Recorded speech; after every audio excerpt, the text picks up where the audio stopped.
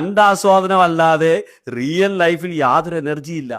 വൈഫുമായിട്ട് ഇതൊരു energy exchange അല്ലേ? Sex എന്ന് പറയുന്നത് സീക്രട്ട് എനർജി എക്സ്ചേഞ്ച് എന്നാണ്. അത് നടക്കുന്നില്ല. അപ്പം അത് നടക്കാതെ വരുമ്പോൾ അസംതൃപ്തി ഉണ്ടാവും. ആ അസംതൃപ്തി നമ്മൾ ഈ പറയുന്ന ഫാമിലി കേസസിന്റെ എണ്ണം വർദ്ധിക്കുന്നതിന്റെ ഒരു പ്രധാനപ്പെട്ട കാരണം അതാണ്. എന്നാൽ പലരും ഇത് പുറത്തു പറയാറില്ല.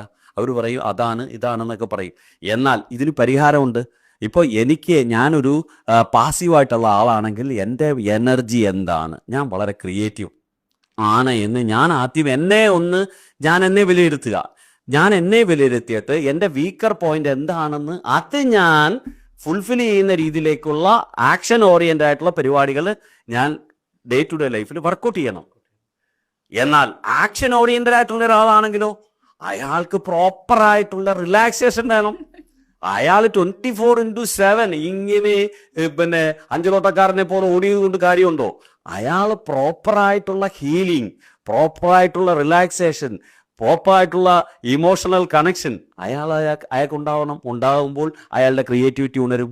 അയാളുടെ ആനന്ദം അയാൾക്ക് അനുഭവിക്കാൻ കഴിയും, ആസ്വാദനം അനുഭവിക്കാൻ കഴിയും.